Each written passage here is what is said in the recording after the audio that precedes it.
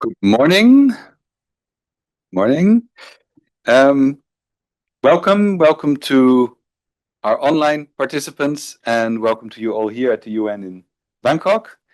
Um, I'm Alexander Konstam. I have the honor to moderate today's session, which is co-organized by Stitch and Inno, and I will tell you later who's who. I happen to be the chair of the Stitch Consortium. That's why I'm moderating today. Um, And we're going to be talking about meaningful stakeholder engagement. This is already an interesting start because what is meaningful stakeholder engagement? In due diligence legislation and regulation, let me take, for example, the Corporate Sustainability Due Diligence Directive at the EU. It specifies that companies must engage in meaningful stakeholder engagement throughout the 6 steps of due diligence. But it fails to say what meaningful is, or what stakeholders are, or what engagement is. So you've got the 3-letter acronym, and we don't know anything yet. So that's for us to find out. And today's session, I think, is part of that journey. We do know a few things. And one is that CSR, corporate social responsibility in whatever form, especially human rights due diligence, does not work, will not deliver impact unless supply chain stakeholders are involved. And with stakeholders, I would mean rights holders, of course, workers representatives, but also suppliers. They are also supply chain stakeholders from the point of view of businesses in, for example, the EU. Too often, unfortunately, stakeholder engagement is reduced to, let's say, a one-off tick box type of exercise. And sometimes big consultancies organize roundtables, and then at the end of the roundtable, we've done meaningful stakeholder engagement. That is obviously not the way we want to do it. It's aimed at minimal compliance. You can say we've complied, we've done something, and then we just go on, do whatever we were doing before. That doesn't have any impact. It's also not good for the businesses because it leaves them without a credible insights into what they need to do and what works. And obviously, it's not good for the rights holders or the producers either. So that doesn't work. Good to know. But what does work? And that's actually what we're going to be talking about today. And why is it important also? Because effective, meaningful stakeholder engagement helps companies. Let's start with that business point of view. It helps companies identify risks earlier, target their CSR resources in a credible and an impactful way. It prevents costly issues arising, and this is also an interesting angle, I think, it helps build more resilient supply chains through better relationships along the production chain. So yes, today we'll talk about meaningful stakeholder engagement. We'll talk about local solutions, about how to really connect with stakeholders, especially with vulnerable communities. And we will, of course, also talk about how this all fits in the human rights due diligence, or HRDD, process. Because when we talk about, let's say, CSR, I think it is safe to assume that we all agree that due diligence is now the approach to take globally. So that will be the organizing principle that we talk about today, and especially the remedy element of human rights due diligence. So our session today, as I said, is co-organized by Stitch and Inno. Let me first introduce Stitch and its 2 representatives. Stitch is a consortium of 6 organizations who share a common vision, global textile and garment industry that contributes to an equal and just society by respecting human rights in the world of work. That is the shared goal, but the organizations are actually all 6 of them very, very different. It's funded by the Dutch Ministry of Foreign Affairs and has 2 labor rights organizations, CDI, present here today, and CVDEP, 2 international arms of trade unions, CNV International and Mondial FNV, and 2 multi-stakeholder initiatives, Ethical Trading Initiative in the UK and Fairware in the Netherlands. Our first speaker will be Femke Blikman, who is Fairware's strategic lead for Stitch and the Fairware management advisor, and she will introduce the technical guidance on meaningful stakeholder engagement in the garment and apparel sector that was launched by Stitch yesterday. So it's hot off the press. So that's something for Femke today. Also with us from Stitch is Alok Singh, sitting right next to me, Regional Director, South Asia at ETI.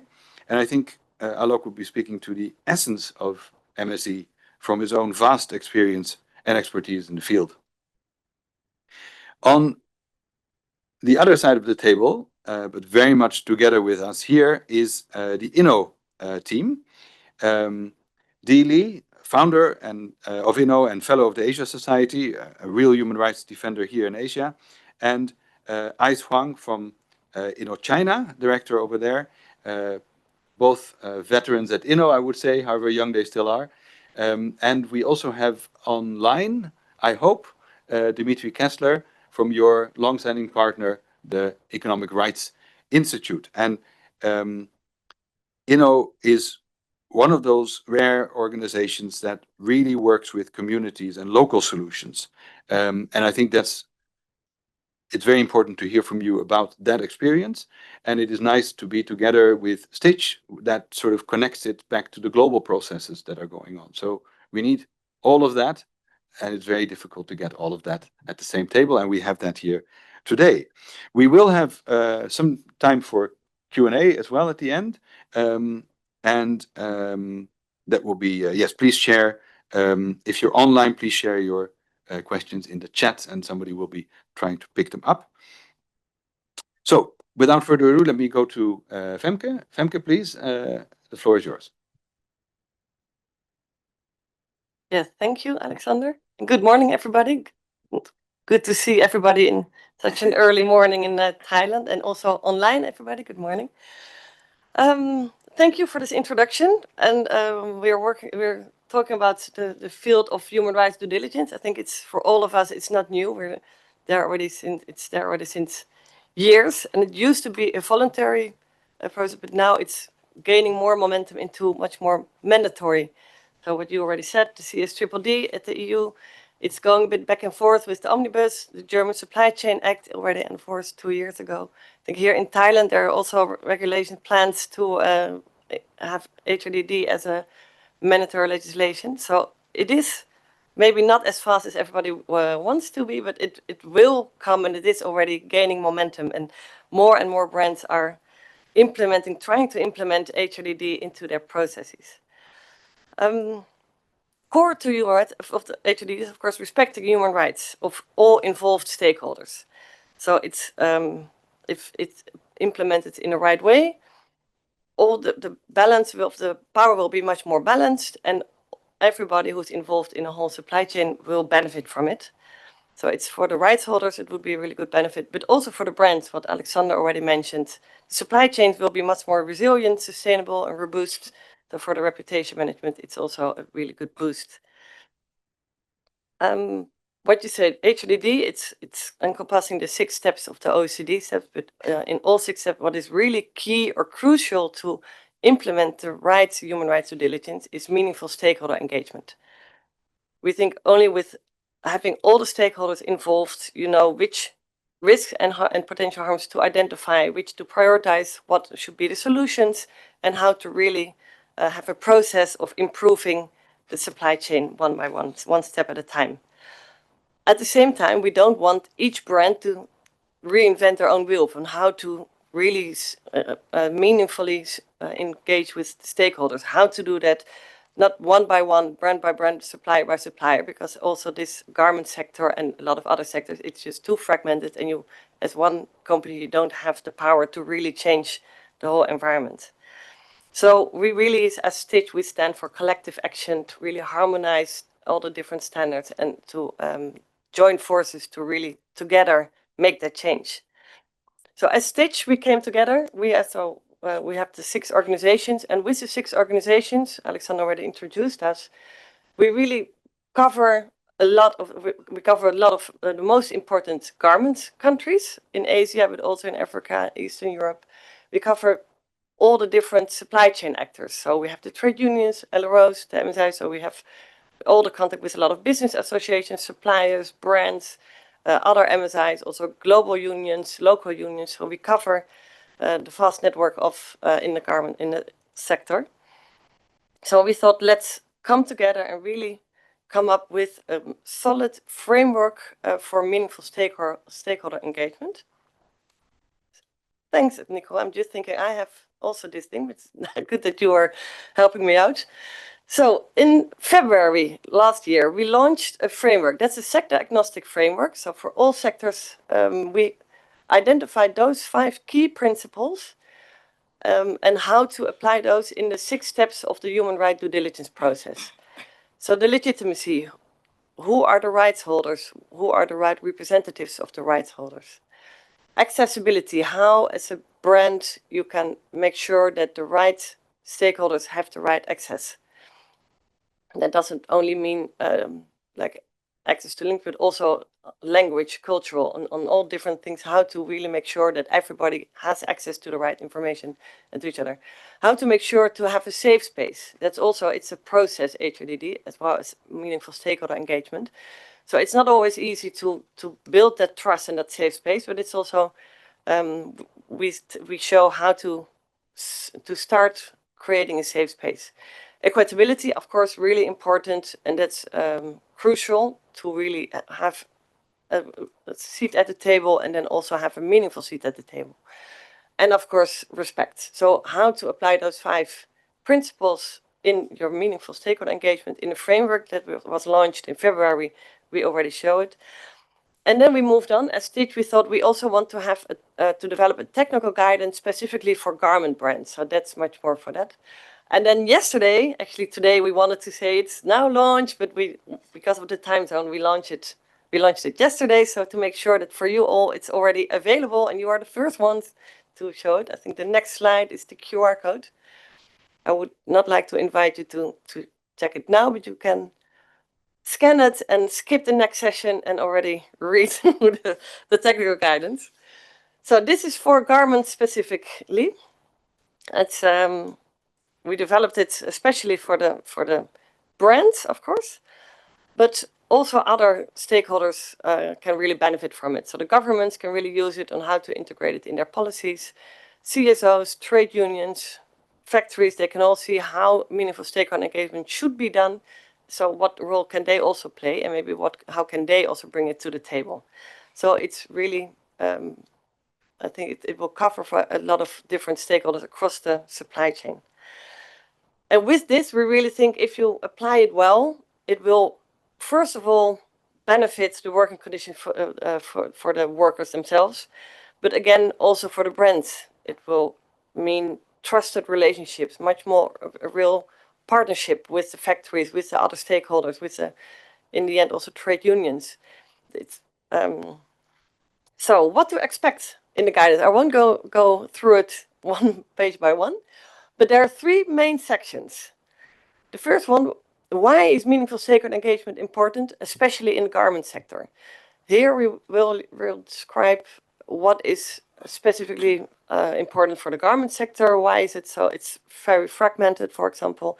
It's really audit reliant. So what are the specifics of that garment sector that really needs to be taken into account when applying meaningful stakeholder engagement in your human rights due diligence process? The second section is how do I design the stakeholder engagement process? And that's maybe the next slide, Nicole. I also want to show we really made a practical guide. So it's not a high over big research, things like that.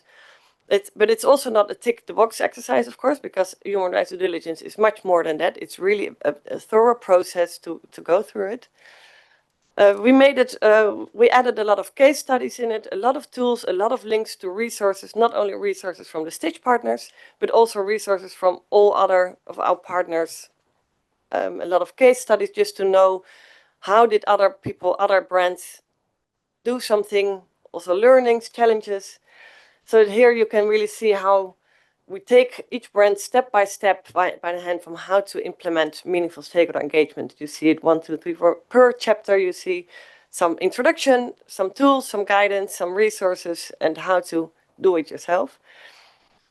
Online, what you will see when you will go in it, it's quite lengthy sometimes at the guidance, but you can really click through it. So you don't need to go to start by page 1 and finish at page I don't know what, but you can really click and see for yourself what is really interesting. How is it helpful to you? Which case study is really resonate with you, and which case study maybe not. And then the third one is really how to implement it. The third section, so this is second, and the third section is how to really implement it per step, and of course with those 5 principles that we outlined already in the framework. I think the next slide. This is it. I think this is what I wanted to share about the technical guidance. We've now launched it. We really invite everybody to have a look, to go through it, flip through it, and to help. We think with this one, it really helps that we are harmonizing and the whole way of doing meaningful stakeholder engagement. We have a booth outside also. We have some Q&A afterwards, but we also sit at the booth. So if you have read it, went through it, and the whole day we will be here. And at the 9th of October from 10 to 11 European time, Amsterdam time, we will have a much more deep dive session. So then everybody is also welcome. We will all share it on the website to also go a bit deeper into the guidance itself. For now, there are some much more underground examples of how to really do meaningful stakeholder engagement. So I would like to give the floor to Alok. Thank you. Thanks.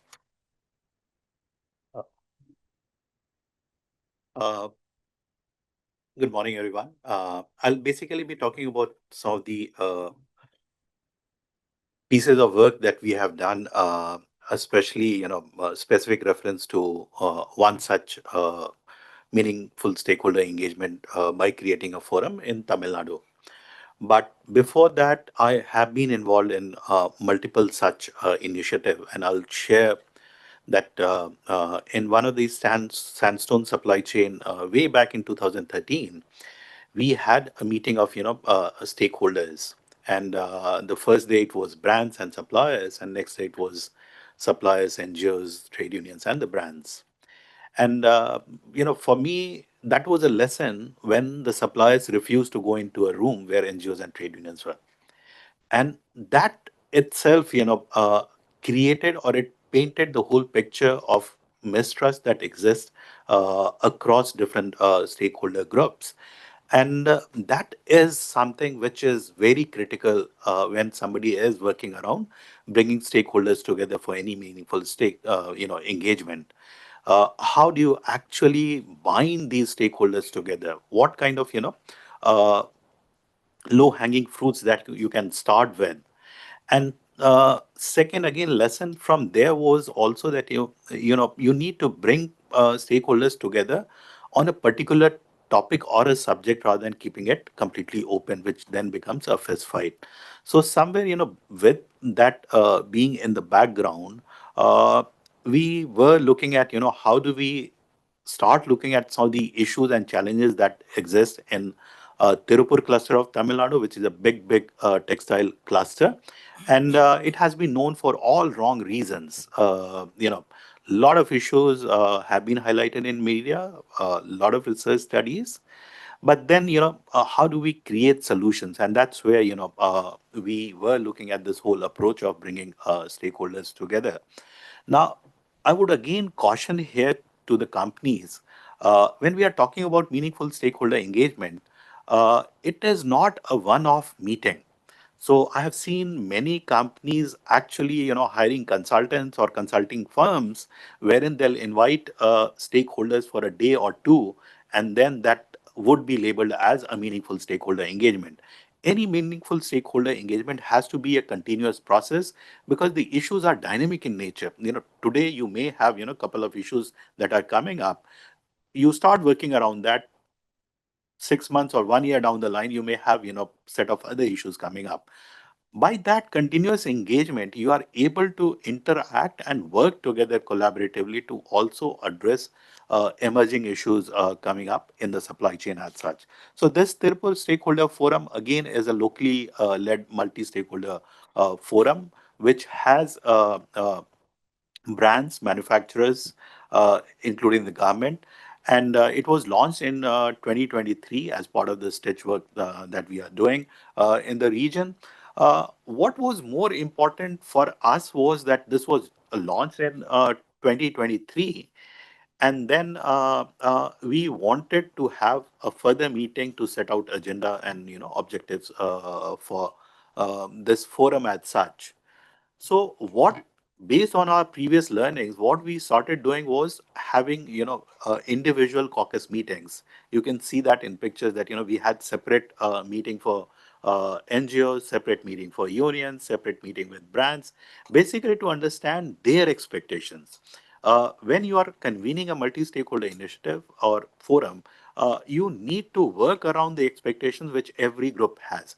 And until unless you are trying to, bring together those expectations meaningfully, it will be really, really, unproductive, or people would feel that, they are not getting what they were trying to reach through these stakeholder engagements. And then rights holders' voices are very, very critical. So somewhere in the room, you need to have rights holders, if possible, directly representing themselves, and if not, then you have their representatives. May that be any group, either labor rights organizations, unions, informal workers associations.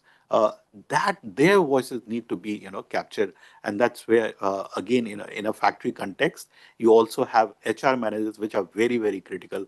Until unless they are online, it will be very difficult to implement it in a factory setting as such. Next slide. So if you look at some of the issues which the group decided, and before we actually got into this meeting, we had worked, separately with each of these groups. We knew what, their expectations are. And that's how, once you bring them together, after having individual meetings, you have already worked on some of the, unrealistic expectations, which may have to, at least look at what are some of the doables that we can work around. So these four priority areas were, identified, and then uh, uh, moving to the next slide, then we are looking at how this can then translate into action.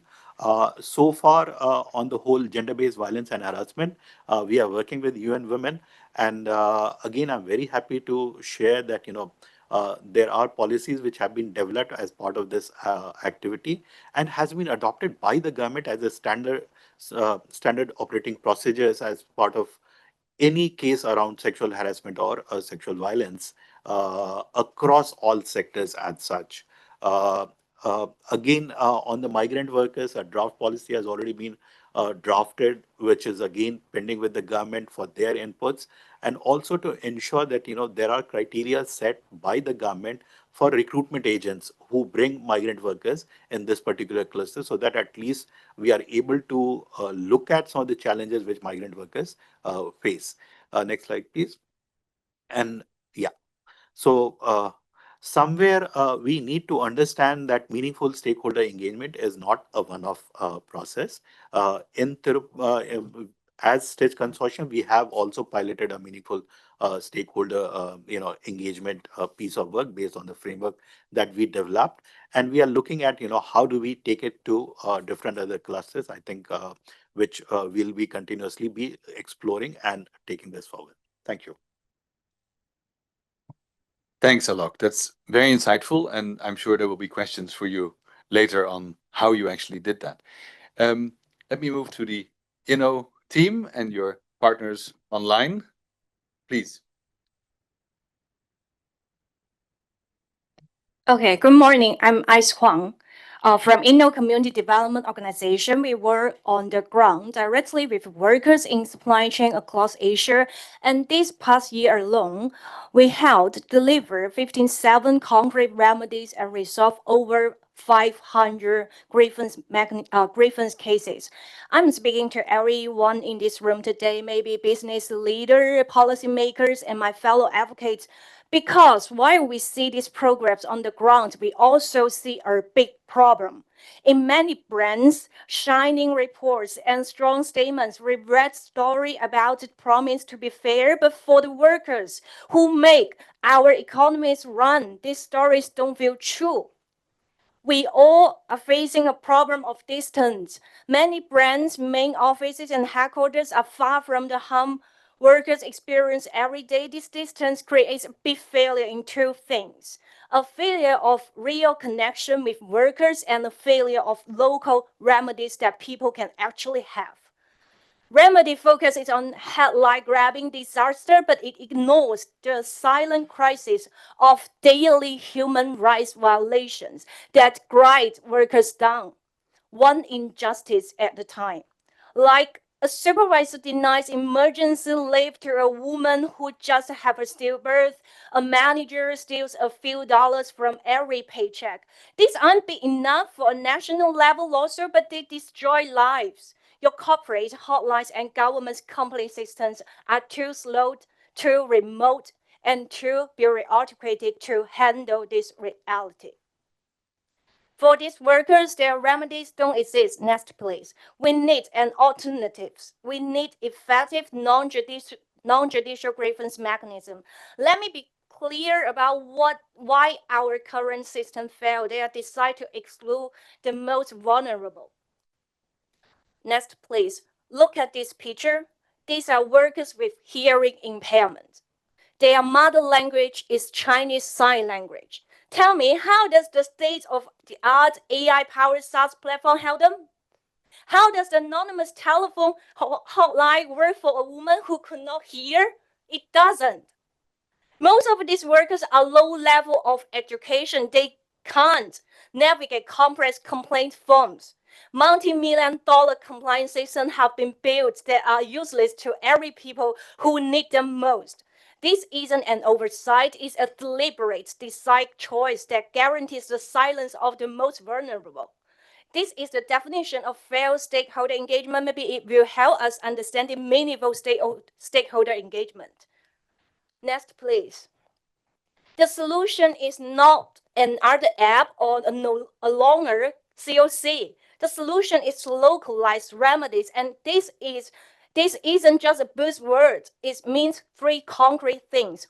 The first one, local language, communicated in the dialect, and unlike sign language that workers actually use.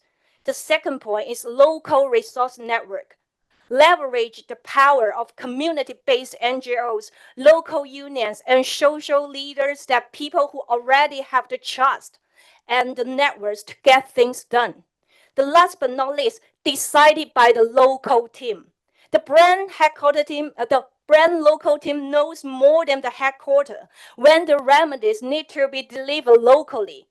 You don't need to ask the elite consultancy firm to send people all the way from London to Tamil Nadu to tell you what to do, what you need to do, right? It means trusting local experts instead of dictating solution from a distant headquarters or ministry. Our case study next, please. Our case studies prove this model works. When a Vietnamese worker was harassed and unjustly fired, the corporate hotline failed her. But when a local NGO intervened, speaking her language, understanding the factory's power dynamics, and using the community network, they forced a investigation. Her name was clear, and the factory was forced to implement new safety measures. This is what happens when you shorten the feedback loop. You don't get a case number, you get justice. So the solution is not a mystery. Our case study proved the local, accessible, non-judicial mechanism are the most effective way to deliver justice for daily harms workers face. The models works. This leads us to the most important questions of all. It's a question for every business leader, every policymaker, and every advocate in this room. If we know that real, tangible justice is achieved on the ground through local trust and local action. Why are we so committed to building a global industry of reports, platforms, and audits that deliver the story of justice, but not the thing itself? And is there any quick path to effective localized remedies? To help answer such questions, I will hand it over to my colleague Dee. All right, really quick. So next, please.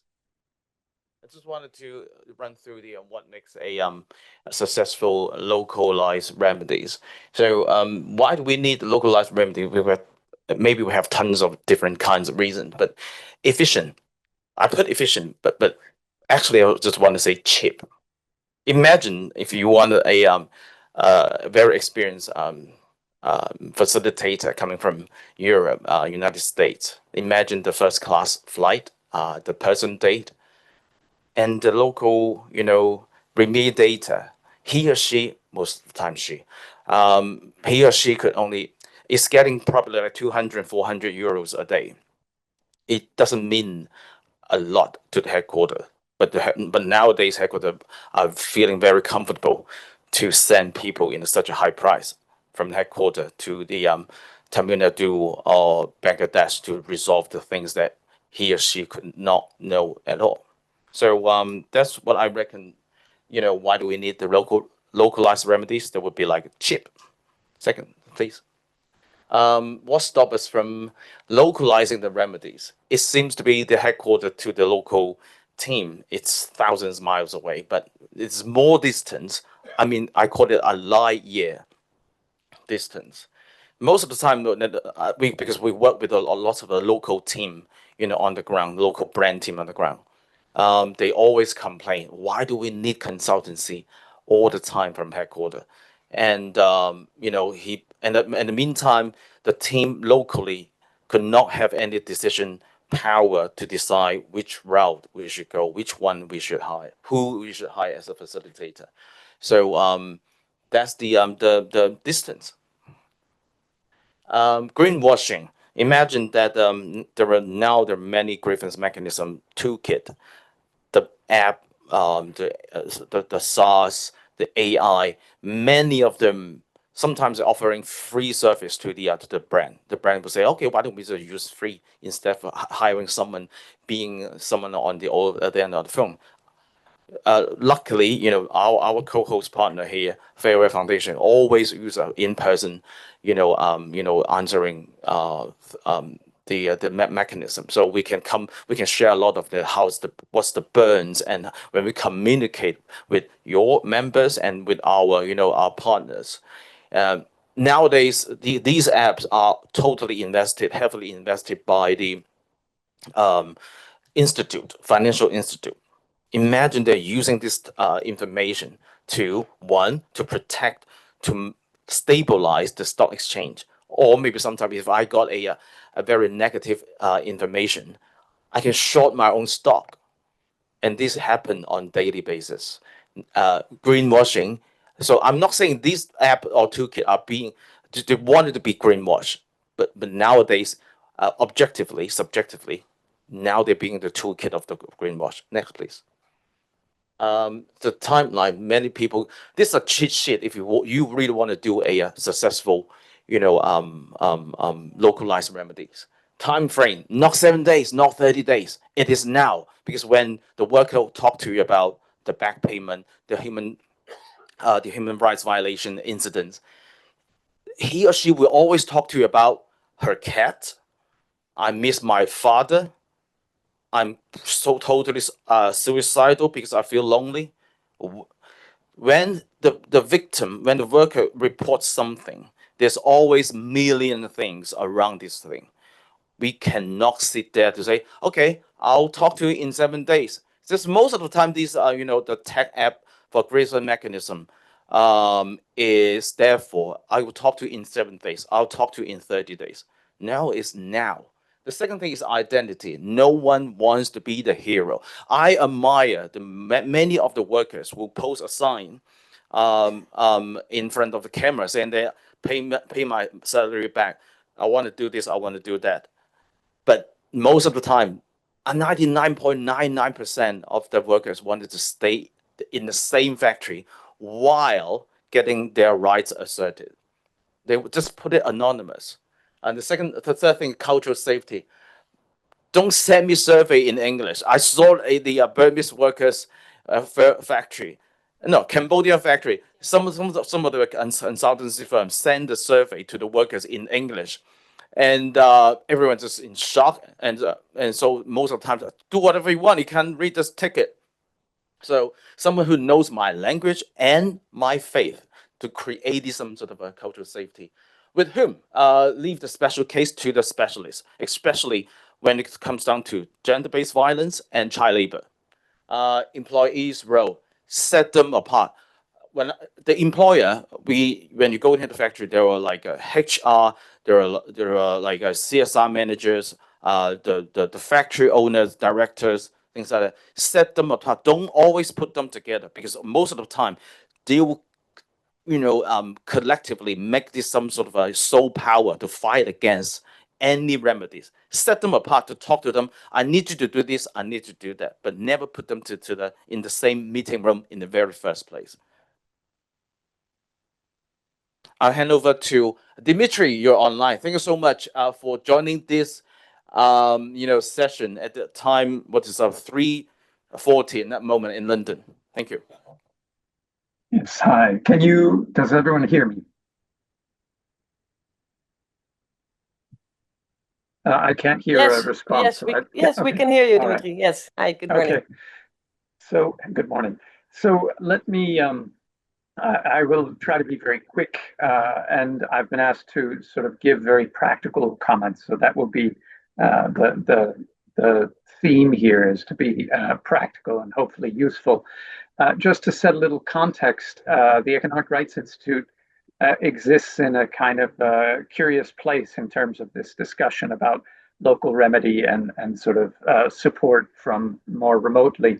I founded the Economic Rights Institute after working with ETI and Fairware Foundation and other multi-stakeholder initiatives, and wanting to do more practical work that was in factories. The Economic Rights Institute is very focused on worker voice and facilitating workers as much as possible to be involved in the resolution of issues that are identified, as well as the process of identifying issues itself. About 3 years ago, the Chinese government found our work too sensitive, so we were kicked out of mainland China. So where we were previously based in Hong Kong and working mostly in mainland China, we're now based in London and working remotely. But with that said, let me give you some of our perspective on the need for workers' involvement. If I could get the next slide. So first, I just wanted to raise a couple of myths that are often touted. We can go to the next slide. There's some kind of moral righteousness, of course, around these topics. Some of this sometimes can be a little bit overzealous. So one of the things I wanted to highlight is that although talking to workers is important, it's also important to talk to management. And there is sometimes this perception that talking to management is not really helpful. It's true that management is not always very truthful, especially when we're talking about sensitive rights issues, but it can be very, very important. And effective monitoring shouldn't be a checklist exercise to identify problems. I don't have a problem with checklists per se, but you want to be thinking about how to support solutions. And this is where talking with management can be very useful. Just to give a very concrete example, if you know that workers are often victim to hostility from supervisors, whether it's be shouting or sometimes even physical violence, this is common enough. Knowing whether senior management is taking a more authoritarian approach to management, or if they're open to discussion, how the HR branch of management is functioning, how much independence it has, or whether it's kind of dismissed by the production branch. This all matters to trying to figure out what to do to reduce hostility in the work environment. The next slide, please. It's also commonly sort of said that it's not possible to do effective worker interviews on site because you have the presence, of course, of management, supervisors, and that kind of thing. And that certainly presents some restrictions, but I think it's important that we don't, this can be, from the brand perspective, an excuse that you do what you can, but you can't really do more effective worker interviews during auditing in that kind of case. I find that's not true. There may be many brands who have had the experience of working with more experienced, more capable auditors.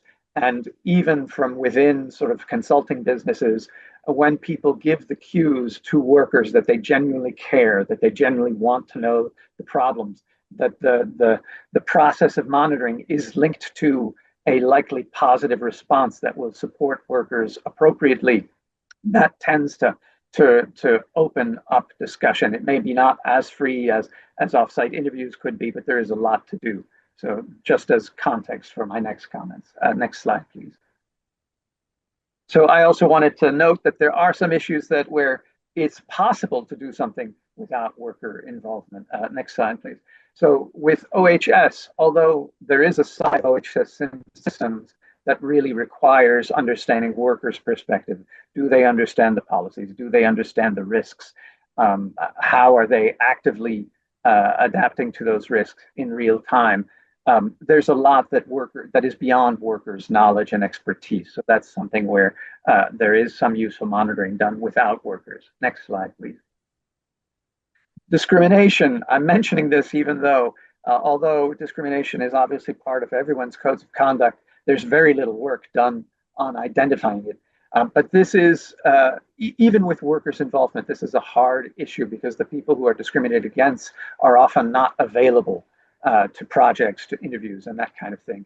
And there are sort of systemic effects of discrimination that are difficult to identify by just talking with a number of workers. So there is work to be done there that can be very useful to identifying problems and helping to trigger a more positive, constructive response that is without workers. Next slide, please. However, if you don't have worker involvement, next slide, you will really miss a lot of opportunities that undermine sort of the long-term effective monitoring and longer-term solutions. First of all, if you're not involving workers more comprehensively, they're not practicing, they're not developing, you're not developing their willingness to discuss sensitive issues, which can be the basis for more timely problem solving. You're going to get less perspective on the issues, on workers, on priorities. You're obviously going to be more easily misguided by management when they are untruthful about conditions. But even beyond the point of, is management lying about the existence of child labor or something like that, there are also more complex issues where you may have policies. Let's talk about, gender harassment, gender-based violence and harassment. There may be policies on the books, but how those policies are implemented, their effects, how they're perceived by workers, you need to understand that by talking directly with workers. By talking with workers, that is a first step to building trust, which helps to open up the discussion, but also helps to develop trust in grievance mechanisms that can be responding to smaller issues in a more timely fashion before they become sort of serious crises. You also ideally are talking with workers more consistently. So you have monitoring that's extended in time, not these one-off visits by monitors that will often miss issues and just don't build the trust to be able to discuss with more depth. And there's also issues that can be quite complex and where you have competing priorities. So, do you limit overtime, but what are the effects of that on workers' income? Do you limit overtime, but what are the effects of that on the company's hiring practices and the use of flexible employment? These are difficult issues that there's no one solution because making progress on one issue may actually increase the pressure on other rights violations.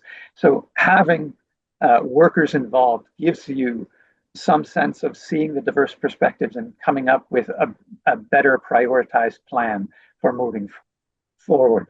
Next slide, please. All right, one more. Thank you. So, at the most basic level, this is about how you're doing worker interviews in kind of the typical sort of business-oriented monitoring. Is it effective? That's maybe the biggest question to ask, because if it's not effective, if when you have sort of NGOs going to the same factories, they come up with very different results, or if you hire sort of more experienced monitors, or you have a helpline, and suddenly you get this influx of information that you weren't getting before through kind of regular worker interviews in monitoring, that probably is a good indication you need to change and review the methodology that you're using, and maybe also the people that you're using to do those interviews and talk more effectively with workers. Of course, surveys and doing workshops, and by this I mean sort of guided sessions where workers talk to maybe monitors, but even also to others. In URI's experience, we often found that workers are quite happy to discuss issues amongst themselves. And if the monitor takes a perspective of guiding that conversation and sitting back, you can get a lot of perspective and useful knowledge from workers by seeing them interact about their working conditions. Of course, those methods are limited by being more limited in time. So having extended projects where you're discussing evolving issues and maybe constructive, pragmatic actions with workers involved, that's very important for extending monitoring and developing this conversation and the trust needed for pragmatic improvements. Helplines are a simple solution to having a more extended discussion with workers about different issues, and it helps to be there when workers feel the need or the desire to speak out, because that isn't necessarily, even if you do a very in-depth project, you may not hit workers at a moment where they're willing to speak, and the helpline provides that resource which is there, which then workers can take advantage of when they find it's useful. And then, of course, the sort of more the fuller solutions would be enterprise level worker representatives who are able to think and speak on behalf of a workforce, and at the ideal level, that's democratic unionization, where workers have people who are more experienced, who are focused on the issues longer term, who are representing them, who know the local context, and who can be a bridge to the more remote offices that may have the resources and the leverage to influence a factory's decisions about their own policies and practices. So just because time is short, I will end there. Welcome questions. Thank you so much, Dimitri. Thanks, Inno team, Stitch team. I know the term is a little bit of a cliche, but I really think this is a very rich array of contributions, which reflects the complexity of the global garment supply chain, I would say. Let me just share very briefly something from my own experience, or not my own experience, but a story I heard when I was in Vietnam recently, where indeed a brand had sent a survey. I don't think it was in English, but actually they got a survey and they got some feedback from workers saying it was extremely hot. Of course, heat stress is an increasing problem, which also is a very big economic problem. And the factory said that they pressured the factory to install air conditioning. And then the factory said, yes, if you had asked us, we would also have told you that it's very hot because we're losing actually work days, because we can't, it's just too hot to work. So we're losing money here. And please pay for the air conditioning. And brand said, of course, we're not going to pay for the air conditioning. So you got that whole back and forth. And then somebody said, why don't we ask the workers what the solution could be? And then the workers actually said, well, we need more toilet breaks. We just want to be able to go to the toilet more often, because then we can drink more often, and then we will suffer less from the heat. Totally different approach, but yeah, it pays in primarily from a rights point of view, but also in other ways, to listen to workers in this case. And the only way to do that is local and not through a survey. So I wanted to first actually turn to the audience. Thank you for being here, and thank you for being online with us. I wanted to ask you a question. And I will also pose it to the panelists. We've discussed the various different interests and roles that are involved in meaningful stakeholder engagement, right? And one perspective that I started with also is the perspective of, let's say, in this case, the European brands, which have to do with European regulation, obliging them to engage in meaningful stakeholder engagement. That is often a starting point. That can lead to good or bad approaches, surveys being sent, consultants being deployed, but also good examples. What, to your mind, the audience is usually at least as knowledgeable as the panel in my experience, and certainly much more than the moderator. What, in your experience, is are some of the barriers that brands face to actively and actually engage with workers and worker representatives in a meaningful way? Please, if you want to contribute your opinion on that or your experience on that, please feel free to maybe state your name and your background, your organization, to the extent that you want. Go ahead. So yeah, my name is Mahendra Pal Singh. I'm a senior consultant at Impact. Previously, I used to work with Inno. D was my boss. so so coming to the Alok sir's point, basically, no, and D must be knowing that many years back we did a grievance mechanism pilot project in Tamil Nadu, and we had partnered with a local NGO. And on the day of our first visit to the factory, the local NGO and the brands were along with us. They said that if you are not here today, they wouldn't have let us into the gate, right? So and this is a big barrier in the supply chain, because coming to the civil society, they have their own grassroots work, activism, and all that. And for the suppliers, everything is around confidentiality, right? For example, in recent scenario, we had a very high risk child labor cases in one particular enterprise, and we were talking about remediation, monitoring, and all, and we needed some local involvement of NGOs and all, right? So the first and foremost, the suppliers and this enterprise, they were saying that we don't want any NGO involved, right, to the brand. So that's a big challenge. How to bridge that gap, and if you're facilitating on the table, how to bridge that gap. And on the part of NGO also, my question would be that, do they need to compromise on some sort of the principles when they sit on the table? Because if there is something criminal activity going on, and and that's where in this private remedy consultancies have come into place, because around this confidentiality and this, yeah. Very, very interesting combination of experience and a great question. I'll ask Alok to comment on that in a moment. Please, next question, same table. If there's someone who wants to share a question on the chat, then feel free to. Hello, good morning, everyone. I'm Sneha. I'm representing Bangladesh Garments Manufacturers and Exporters Association. So I am the lead of the Responsible Business Hub. We facilitate our suppliers and their management to comply with the new HRADD legislations and all of that. Anyway, so interesting enough that the gap that you've questioned, your answer to your question from our perspective is that when brands or auditors, often when they visit the facilities, oftentimes, like at the worker levels, they have this understanding that if they put up their grievances to the auditors or the brand representatives, they're going to be in a problem from the management people, and they're going to lose their job. So that itself creates a barrier, because they also think they do not feel safe about their job to put up their grievances over there.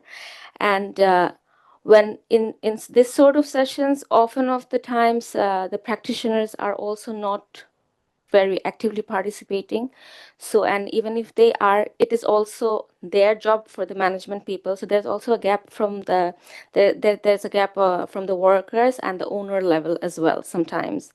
So that's there. So I think that I wanted to share. And of course, like even from the business association, when we go to facilities to have do the monitoring and try to also sort of communicate with the workers and the management people as well as the owners, we often see these sort of things because we just go there and tell them that we are not auditors. We are just here to, as visitors, just share your thoughts, like how are you, how many years you're working here, and what are your experiences. The first thing that even the worker says that yes, we do not do overtime. So that's very interesting. That is often not even the question that we want to ask them, but they're just very set, like their mindset is just like, blocked around that. So yeah, thank you. Thank you very much. Two very interesting challenges from different corners. Let me see if there's anyone online who has anything. You'll just raise your hand, Nicole, if there is, right? That's great. Let me take a last question. This is a very interesting table, but I'll go to the other table just for representation's sake. Go ahead. Hi, Sanchita Saxena with UC Berkeley. I just had another point that, from talking to brands, one of the things that happens when they are trying to engage with stakeholders in a particular country, in a particular sector, they tend to go to particular organizations, and those organizations get again and again, then it privileges organizations that are English speaking or that have certain amount of resources. So that's problematic, of course, because companies are only talking to a small subset, but it's also putting extreme burden on these particular, like the usual suspects. I mean, that's very common, and I think for companies, a lot of it, it's a lack of time and lack of knowledge really that happens. So I was curious for any of the panelists, how do you get over that? What are some strategies? Thanks very much. Let's have the fourth one, then we move on.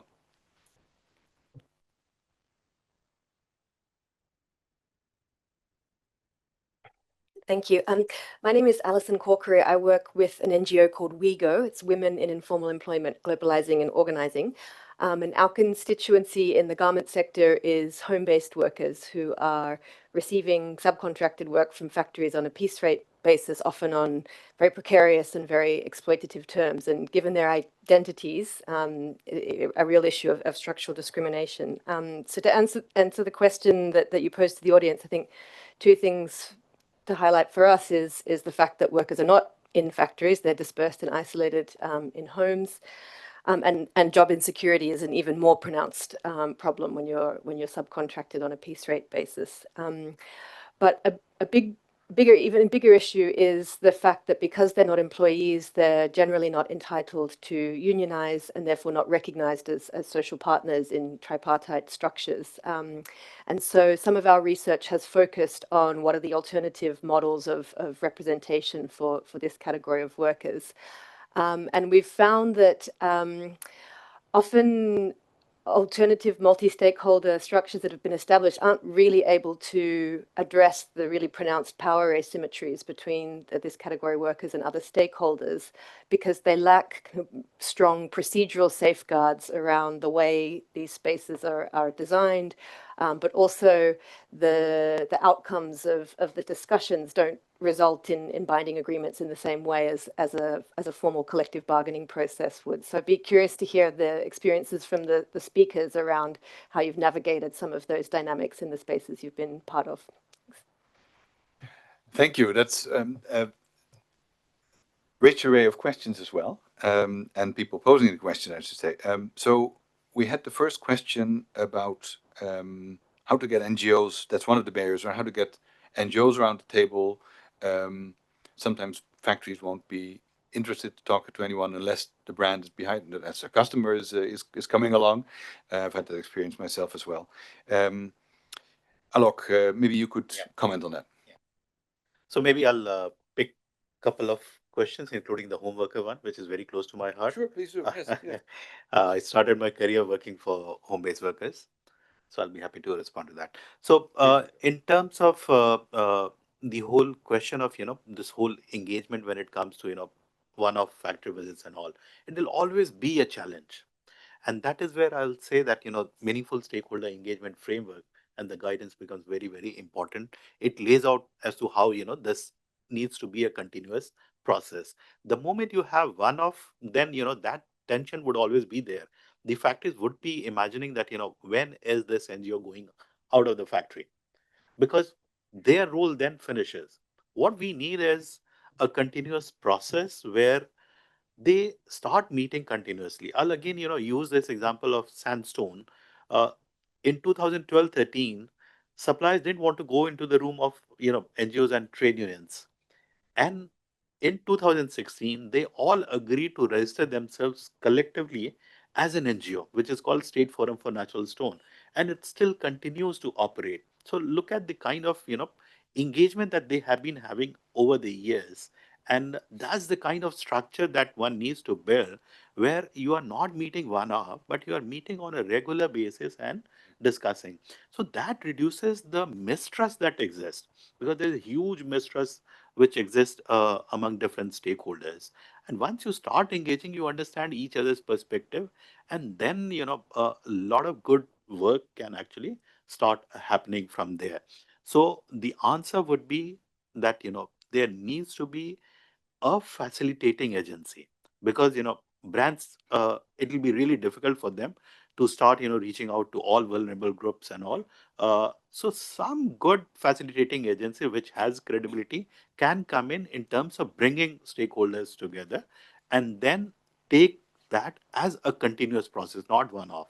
So it has to work, operate on a longer term basis. On the home based workers, the biggest challenge is that they have always been an individual part of the supply chain and hard to reach.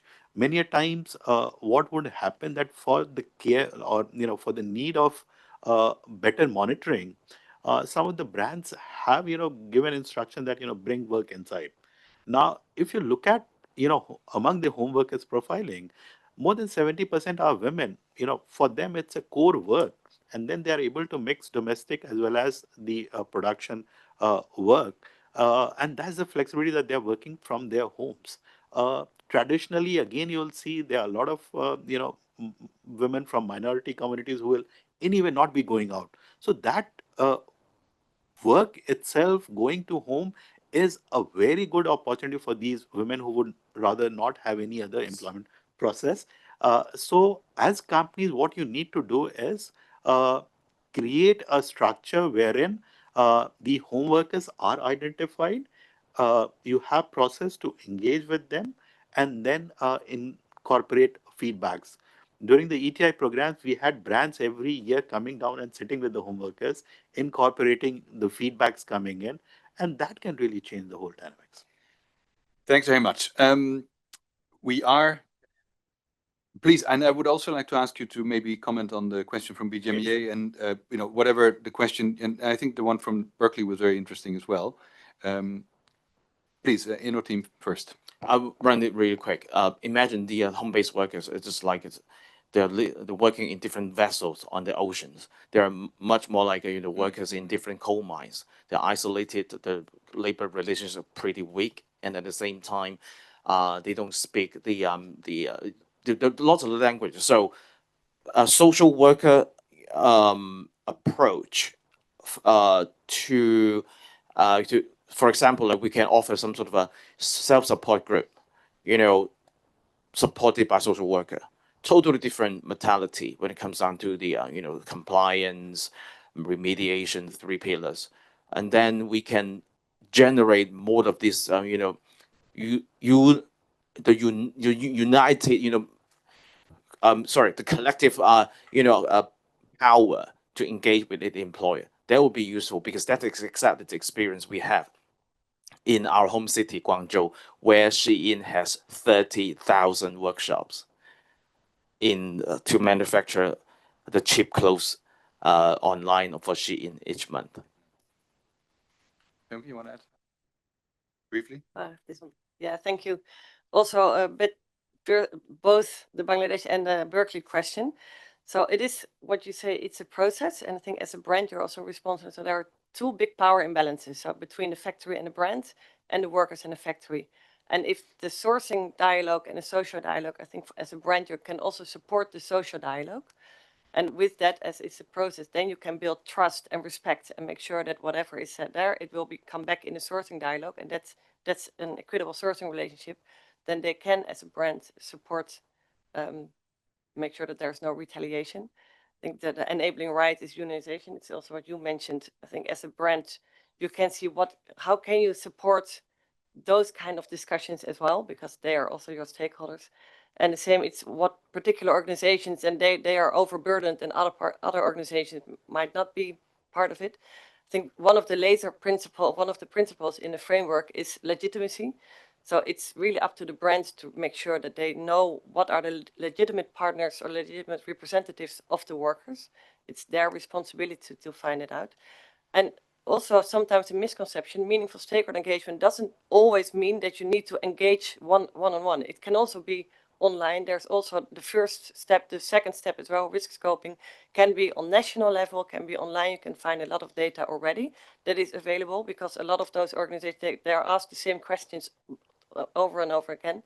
Often you know the risks, you know the prioritization already in the region. So also as a brand, use all those kind of resources. That's also all in the guidance. And only when you have mapped all of that and you already are equipped with all the right information, then you should make sure that you have sit around the table with the right legitimate partners to discuss, and to make sure that they're safe and they are also respectful, so that they can say out loud what they want to say. Thanks, Femke. Right, the UN is very strict on timekeeping, so I need to start wrapping up. The role of intermediaries was stressed, and I think that's probably not a direct solution to your question, in the sense that it will not prevent brands from continuously working with the same organizations. However, if brands are smart, then they work with multi-stakeholder organizations that maybe are easier to reach for them, but demand from them that those usual suspects also engage with the unusual suspects, let's say, with the legitimate representations, and that depending on the setting, they engage with different stakeholders, because they will be different per region, per production type of the production process, per sector, obviously. And that is a very complex thing to do. Different levels was also mentioned. BGMEA mentioned correctly, of course, that different levels need to be involved. The continuity of the process, that's also an added complexity. So even when you reach the right people, how do you make sure that you continue to engage with them, and that is not a one-off? That you also find out what the impact of your actions is, and use that in your own systems, even though you're probably part of a more complex, headquarters, local representation type of setting in a brand, that you use that to your benefit to make sure that your actions you take, and even direct from headquarters level, actually have impact on the ground. I know the complexity is immense, but that doesn't stop us, and it doesn't need to stop us, as we saw today, from taking action on the ground today, tomorrow, and long beyond that. We need to find each other. I think meetings, events like this, panels like this, consortia like these, collaborations help to find each other, and to look beyond the usual suspects, as you say. And I, for one, am very happy to have been able to moderate this. I would like to thank all of you.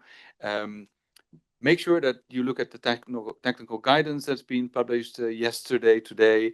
There is the webinar on the 9th, and as Femke mentioned, both the Inno team, well, not Dimitri personally, I hope he's back to sleep, but the Inno team and the stage representatives are at the booth, which is right outside, I believe, throughout the day, for any further questions you may have. And I think online, people will also be able to share still things that will be questions and remarks that will be responded to later. Thank you very much, and I hope you have a wonderful day. Thank